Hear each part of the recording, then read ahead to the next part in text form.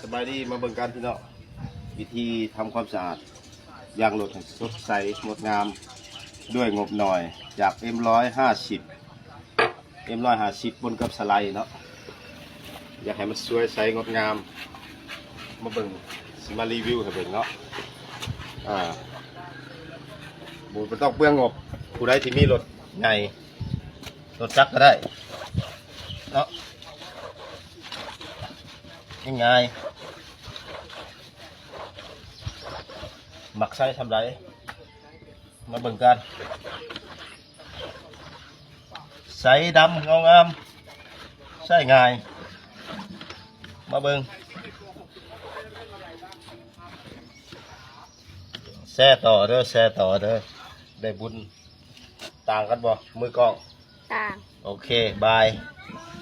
บอกเขาจะเป็นแม่ว่าห้ามติดน้พอแล้ว